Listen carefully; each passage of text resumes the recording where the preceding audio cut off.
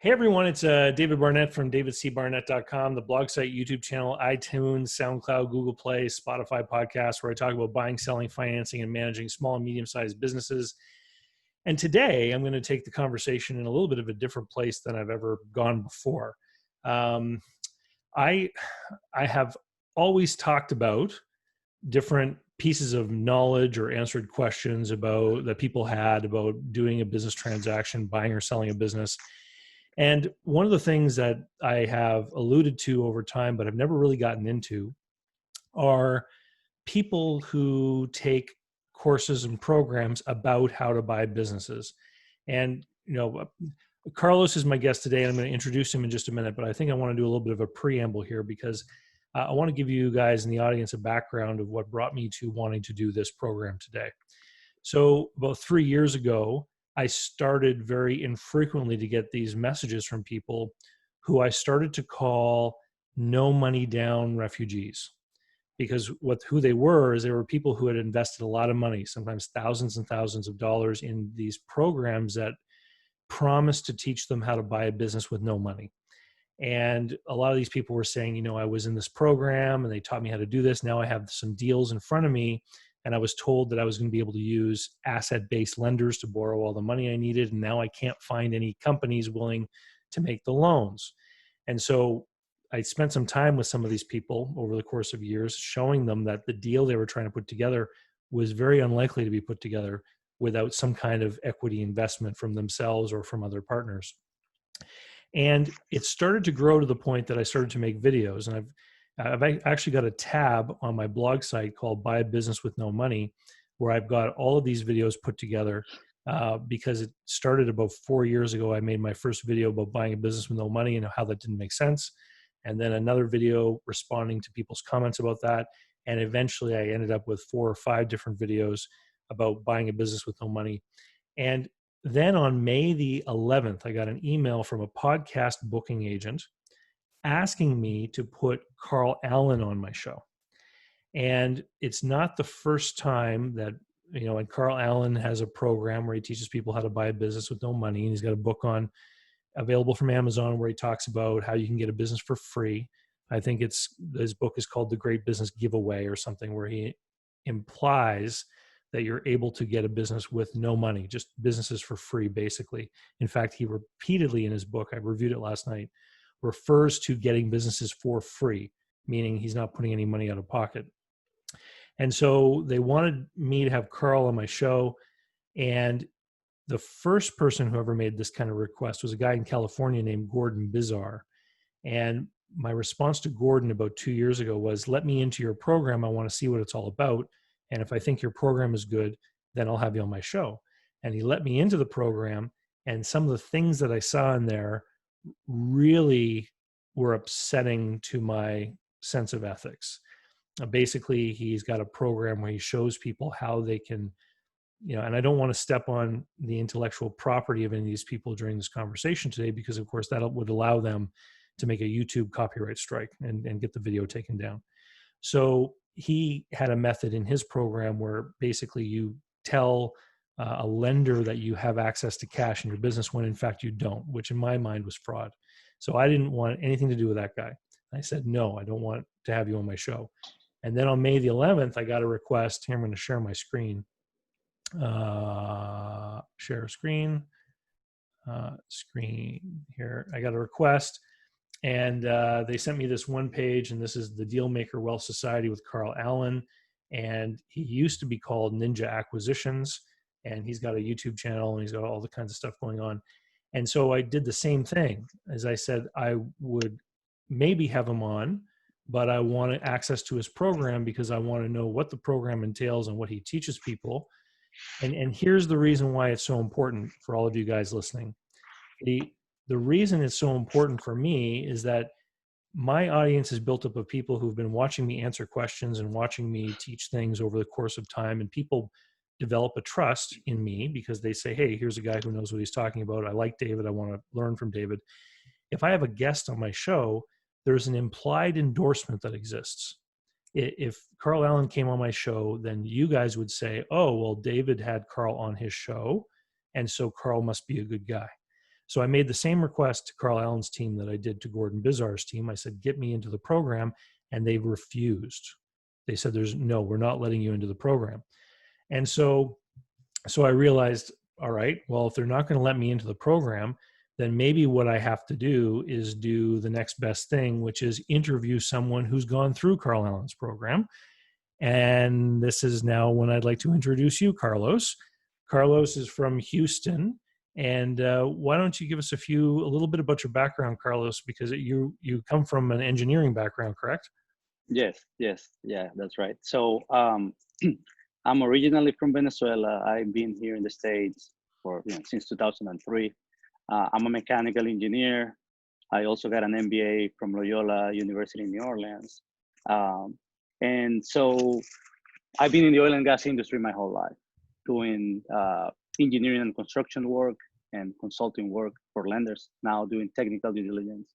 But yeah, so basically, around 2017, back to your point, I either heard somebody on the podcast on Carl Allen's website, or I think somebody mentioned to me, say, hey, if you want to learn how to buy businesses with no money, look at this online training, right? So, but I don't know if you want me to go into the story right now, but it was. Well, sure, because you were a listener of a podcast and basically you heard about Carl Allen, and that because he was on the podcast, that's what led you to believe that it was probably a good thing, right? Yeah, and I found, the internet, right? I Googled something, I found him online, and then I got a webinar link on to watch it. It was late at night, and I was on my phone. So I started watching the webinar on my cell phone, right? And when it was over, he presented on the offer, like, if you buy a business within 30 days, we'll give you your money, 90 days, I'm sorry, 90 days. 90 we'll days, give you your money back. Yeah. And I'm like, awesome, I can do this. It sounded really easy, right?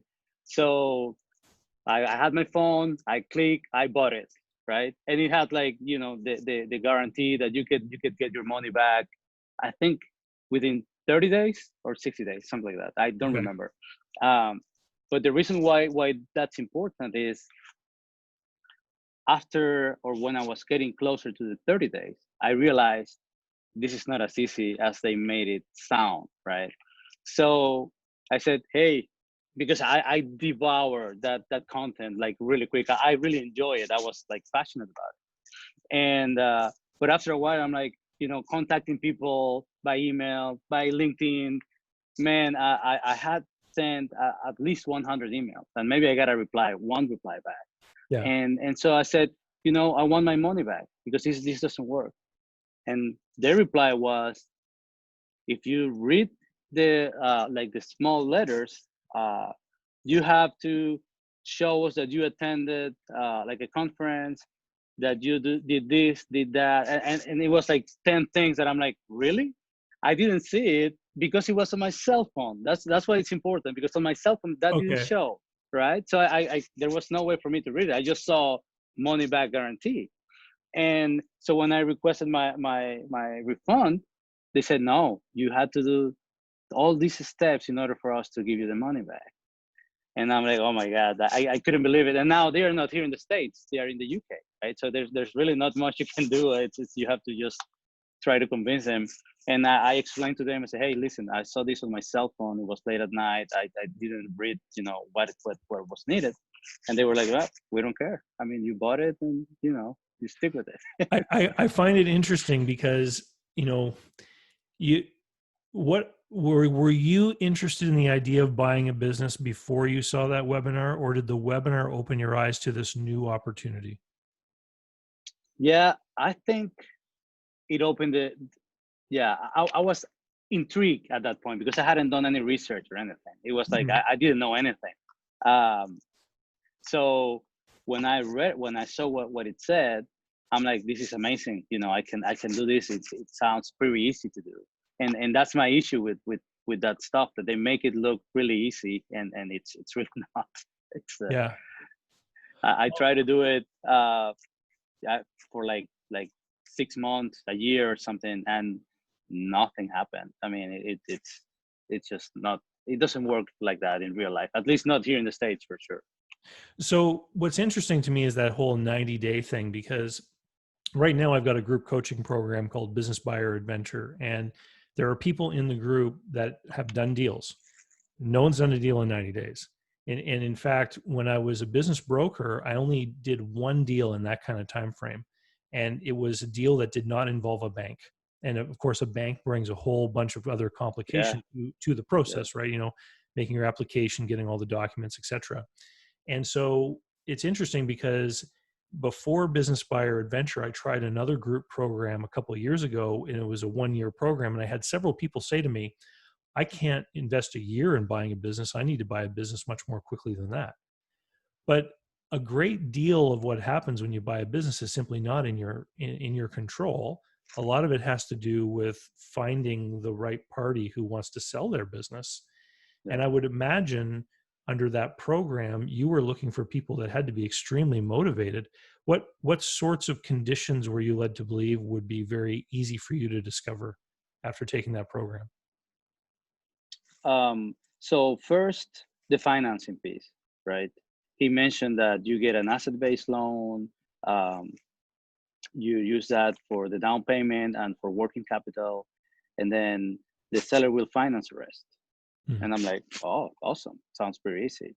So what happened was there was no asset-based lenders doing small deals. Like the ones that I talked to were either more than 5 million. I found one that was less than 1 million. But sometimes the conditions were really tough. Like you have 36 months to pay it, or 24, or it was more like a factoring deal. So the cash flow wouldn't work. And the other part was finding the sellers. I thought it was going to be much easier, and it's not easy to find sellers. And not only that, when you tell them, yeah, you have to finance 70% of the company, they don't even reply to you, right? Yeah. But that's what he says, or he said. It's really easy to do if you follow his process. But his process is find people, send 1,000 emails per week, and then you'll get 2 or 3 guys, and maybe one will work. But I don't think it works because the sellers they also want to know if you have the resources to for the working capital. If something goes wrong, they're not going to give you their baby if they don't know you, right?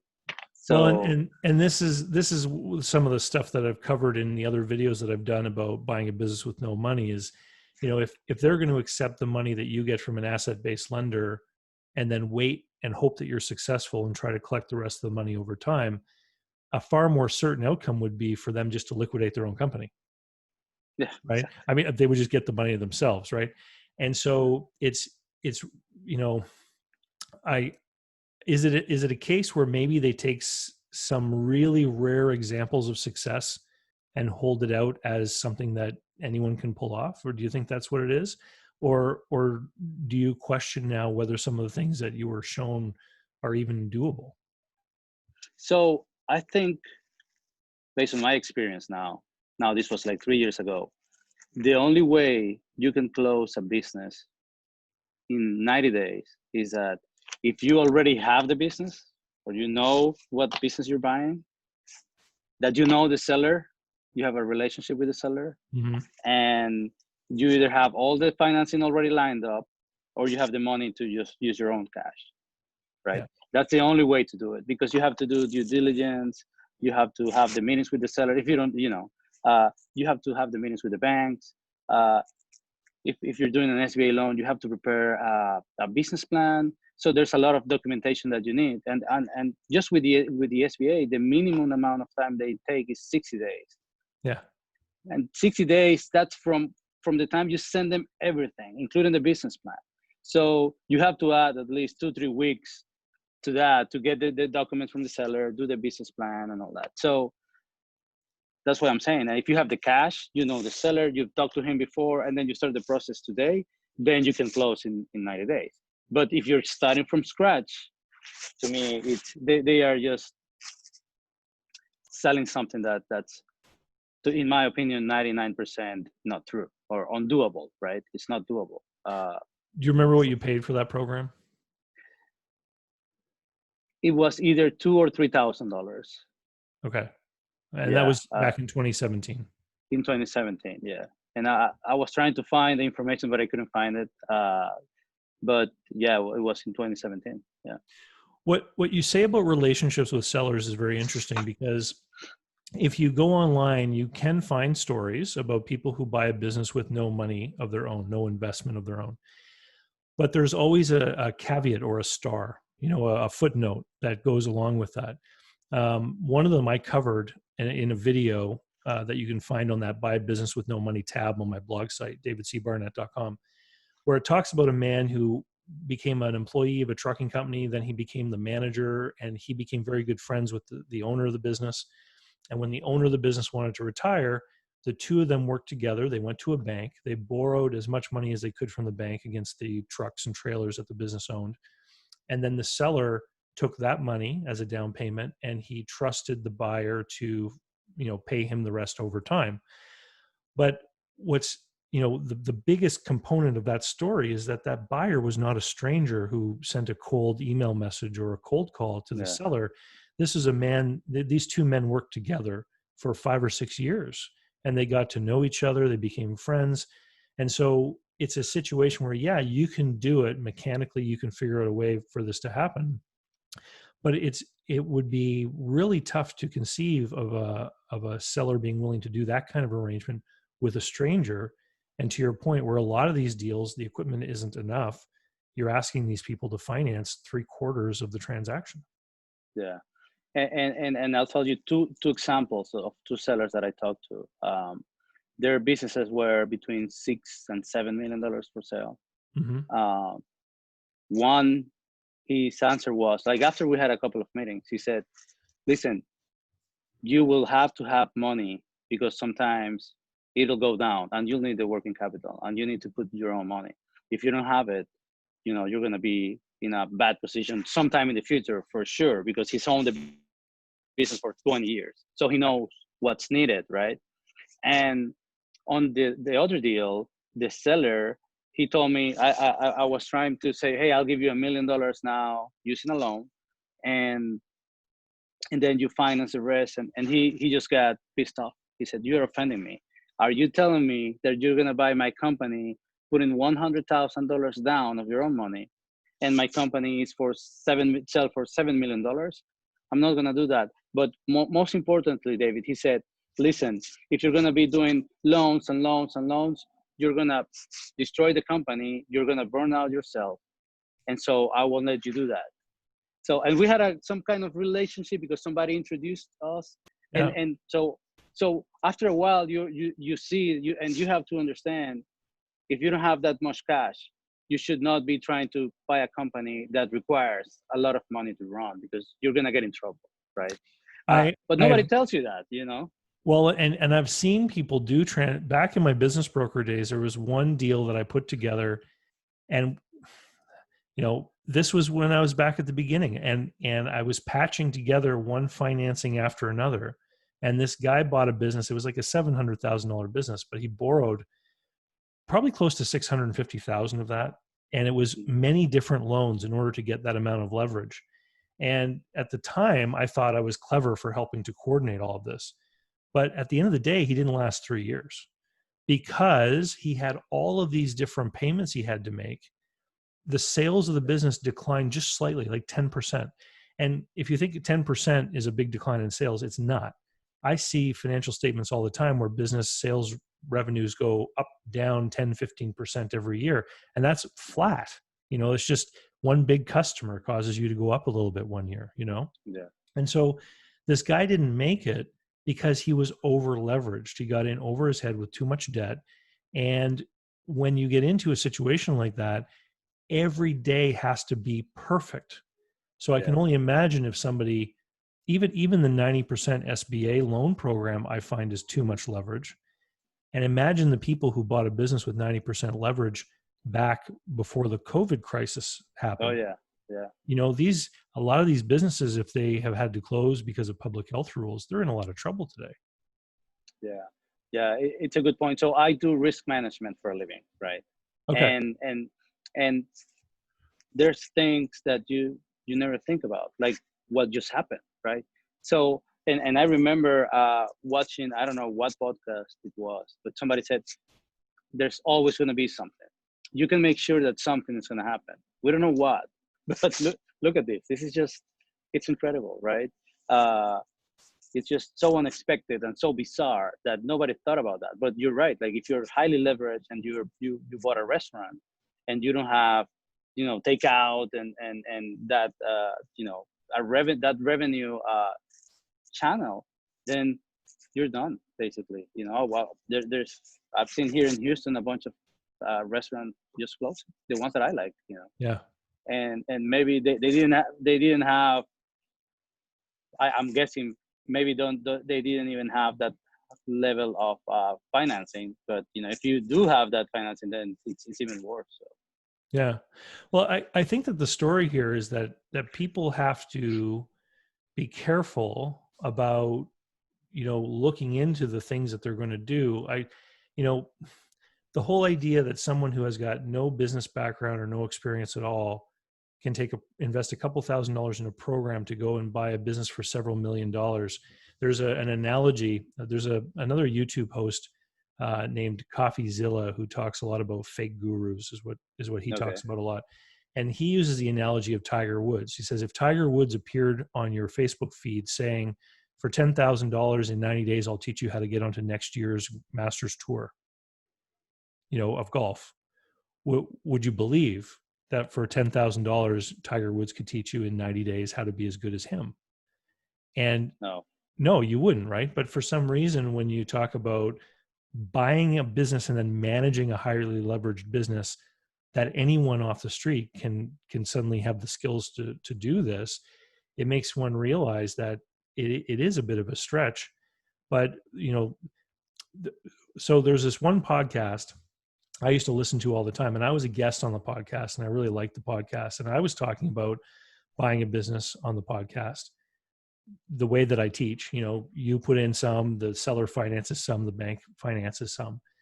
And then about a year later, I heard on that same podcast another fellow named Moran Pober, who said to the host that he was going to buy 100 companies in 2 years using none of his own money because of asset-based lenders and stuff like this. And then later I found out that Moran Pober is connected to Carl Allen as well. And you had some experience with Moran too, didn't you? Yeah. So as you can see, I got burned twice, but in a very short period of time by two different people. But I think, David, thinking about it, people, they take advantage of the fact that most people don't know how to buy a business and what's required. Mm-hmm. And when you're in the position that I was so excited about it. I listened to a couple of podcasts. Again, I listened to Moran on one of the interviews. I don't even remember what podcast it was. But again, it was a podcast where they bring people who should have good reputation, right? So I heard that and I'm like, this is the guy that I need to talk to, because on that podcast, he said, you can contact me and I can help you buy businesses, right? Mm-hmm. And I said, awesome. So I contacted him. I said, hey, Moran, I heard your podcast, and I don't remember which one it was. I think it was in the Dan Logs podcast. I think, but I'm not sure. Which one? Oh, sorry, can you read that? Dan Log. It used Dan to be called. Okay. Dan Logs, but yeah, it used to be called Shoulder of Titans. I think it was that one. I'm not pretty sure, but it was a podcast that I felt if he's in that podcast, he should be legit, right? Mm. So I contacted him. We talked, and he said you have to make a deposit, and I think it was like 1,500 or 2,000. You make the deposit. We'll go and buy a business with no money down. I'll give you 50% equity in that business just for bringing it to me, right? Or I can give you the cash equivalent. After the first deal, I'll give you 25% equity on that deal, or the cash equivalent. Right, And I because said, you're going to buy a whole string of businesses with this guy, right? man, I'm gonna buy 50 businesses with this guy. You know, Right. this is heaven. And I'm so excited. I'm like, for $2,000 or 1,500, that's nothing, right? So I'm like, you know, I'm on fire. I'm like, this is it. You know, I'll do it. And then I said, okay, Moran, I'm gonna put together an agreement, right? He's like, no, we don't need any kind of agreement. You know, this is my word. I'm like, no, I'm putting together an agreement. So I put together an agreement and sent it to him, and then he sent it back with a, you know, signature that's maybe not his. But I'm like, this guy is a superstar, right? He's not gonna mess me up. So I paid him. Long story short, first company that I found, I'm like, the seller started asking me questions. Okay, so who is this guy? Where is he? Where is the money coming from? And I'm like, okay, let me get the answers. So Moran, what investment companies are you? No, I don't work with any companies. I just have a bunch of investors everywhere. Um, and I said, can you send me something that shows that you have money? Because the seller wants to see that. No. You know, I cannot send you anything. Just tell him that, you know, I work with the people with a lot of money all over the place. And I'm like, you know, now I feel uncomfortable telling that to the seller, right? Because Right. now it's my face, it's my reputation. And so the seller was, I don't know, will this be backed, you know, or collateralized by personal assets? And he's like, yeah, it will. And then I'm like, this started to sound too funny for me, right? And so I thought for a minute, and I said, you know what, I'm not gonna keep doing this with this guy. Unfortunately, I had contacted another company, and it was the same. He's like, no, we need to see some information and a letter of intent or something. And Yeah, so it was kind of parallel. because sellers are wising up to this. They're getting solicitations all the time from people who've taken these kinds of courses, and they realize that they need to have some kind of documentation that shows that you're actually capable to buy. Yeah, Clinton Lee, a contact of mine who's been on this show before over in the UK, he's actually put out stuff on LinkedIn for business owners. You know, the top signs to look for if someone trying to buy your business has no money and attended a weekend seminar on how to buy a business with no money. yeah, yeah. Right? Because it's happening more and more often as these guys proliferate. There's probably a dozen of these different programs and guys out there right now. Yeah. And the worst part was when he sent that LOI, because I didn't know what to do, right? I'm like, okay, so he wants to see an LOI from you. The seller actually provided some financials. We signed the NDA and all that. But then he was lowballing the seller. Plus the terms were like, it was an earnout. So it was like, no money down, earnout, lowballing him. I'm like, this is nuts. You know, even at that time, I not knowing exactly what it was the deal. I'm like, I'm not presenting this. You know, it's even for me that I don't know anything about Dealmaker. I'm not gonna present that. And so I said, hey Moran, you know what? I want my money back because this is not working. And he's like, no, you have to keep going with the program. And I'm like, no, listen, it doesn't work like that. It's, you know, sellers are asking me for all this information. You're not providing that. And then it's my face and I don't want to have a bad reputation. He's like, no, absolutely not. You know, you have to find the first deal or give me a deal in order for me to give you the money back. And so I said, then just give the money. You know, I'm just gonna not fight for that amount of money. And after a while, I realized he was mentored by a guy called Pena, right? And listening to Pena's stuff, So was Dan Locke. yes. And what he teach people is fake it until you make it. And at that point, I'm like, this makes sense because he's pretending to have, you know, all these businesses and buying all this and all that, but he hasn't said He hasn't told anybody what he's bought so far. And actually, another red light, David, was when I checked his website. He had listed like 2 or 3 people there that were kind of partners in his company, and I contacted one of them, and I said, "Hey, are you related to this guy?" And he's like, "No, I don't know. I don't even remember who he is." And I said, "Look at his website." And after like a month, he wasn't there anymore. Right. So it just, it was so spammy. I'm like, I feel really dumb because of what I did. I understand I was like so excited and but now after 3 years of learning and talking to brokers and lenders and sellers and all that, and people like you, it's like, man, they are taking advantage of the fact that people don't really know what's necessary. Yeah. And people get excited because it's too good to be true, really. When now that I read it and I see what happened, I'm like, it was too good to be true, right? But if you're somebody with no experience and excited, you'll fall for it. It's that's why they keep doing it, because people fall for that. Well, and it's really unfortunate because one of the big reasons why I don't have, well, there's two. I mean, I don't allow advertisements on my YouTube channel because I know that if I did, it would be filled with these guys, right? They're the ones who are spending a ton of money, and all you have to do is look up something about buying a business, and all of a sudden your feed becomes filled with their advertising, trying to get you to sign up for their course or whatnot. So I don't want them to advertise on my channel. And the second reason is my channel is to promote me. I want people to sign Yeah, up for my stuff, right? yeah, And it's unfortunate. I've always served a clientele who are, the people in my Business Buyer Adventure Group coaching program right now. Half of them are already business owners and they're looking to grow through acquisition. They know what business is about. They're already running a business. The other half of the people tend to be people who are professionals with experience. They've grown up in the company, and they're at the point where they have some savings, they've got some equity, they want to buy a business. They know about business already, and they know about running businesses because of their experience, and they're just looking for help to actually do a transaction.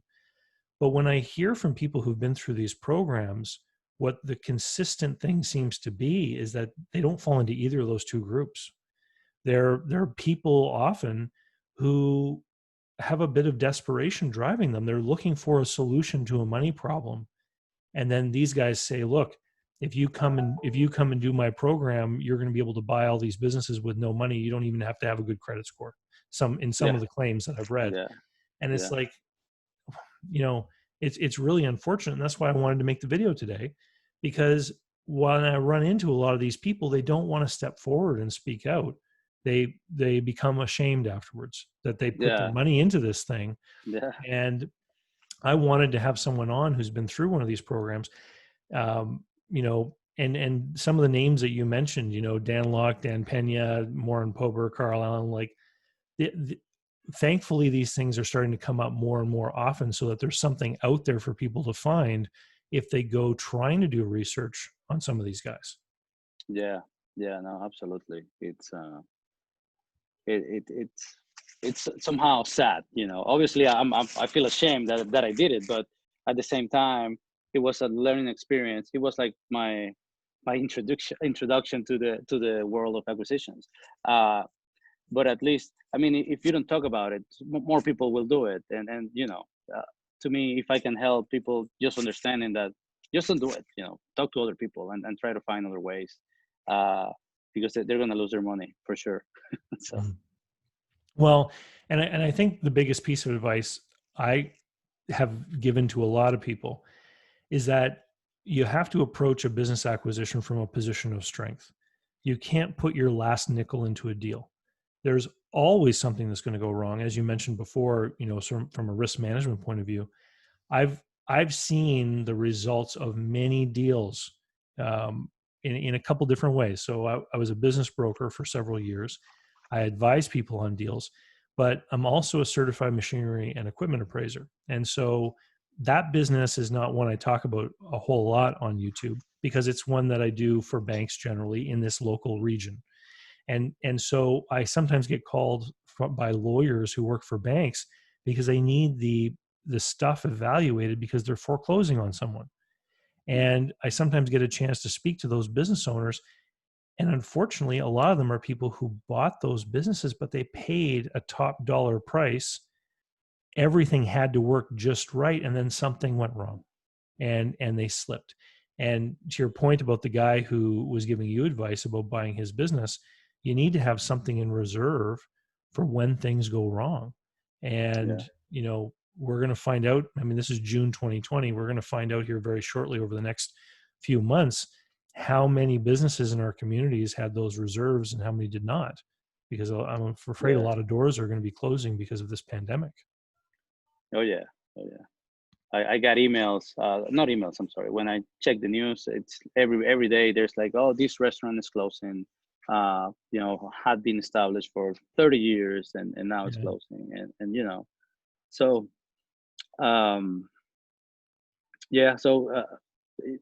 I guess my last comment on those podcasts is just, if you listen to a podcast that's from somebody who's famous, don't take it for granted that whoever they're interviewing, it's the real deal. Most of the times they are, but you have to check and do your research before moving forward and paying money for their services. Let's put it that way. Well, and something people don't realize is that some of those widely listened to big name podcasts, they actually charge the guests money. And really? I didn't know that. Yeah, the reason I've learned this is because I'm always trying to get myself on podcasts. And so I've made inquiries about different podcasts and I've received back emails saying, yeah, our fee for appearing is like $2,000 or $2,500. And so when somebody is paying money to go onto a show like that, and then the host is talking about how great the program is, and they're saying that they have a special deal on a course or something, you can be assured almost that the host has an interest in selling that program to you, either because they've received money for someone to appear on the show, or there's some sort of affiliate program where if you buy that offer, the host of the program gets a cut of the money.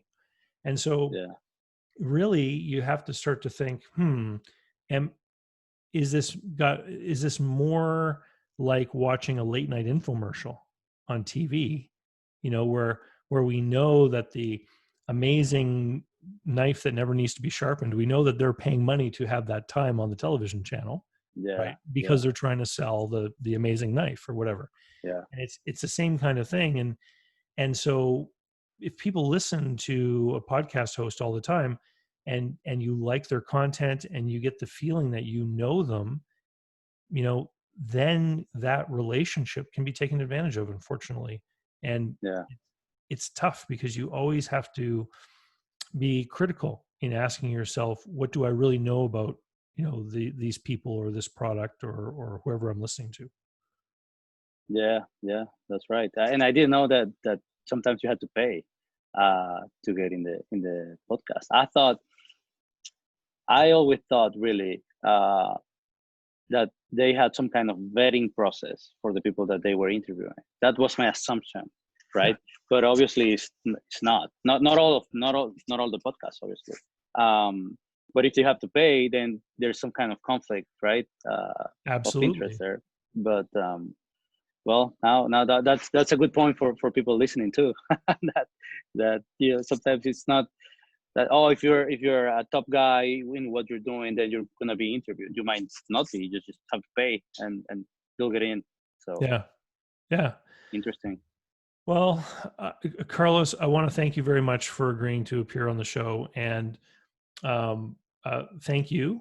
And I want to wish you the best of luck in pursuing your goals. And hopefully some of what we've shared here today can help someone else avoid getting involved in something that's going to cost them without really delivering any results. Yeah, no, my pleasure. Thanks for having me. And well, I hope so too, that, people can learn and do things better. So. Awesome. All right. Well, stay safe, and we'll wish you a happy summer. Thank you. You too. Take care. All right. Bye-bye. Bye.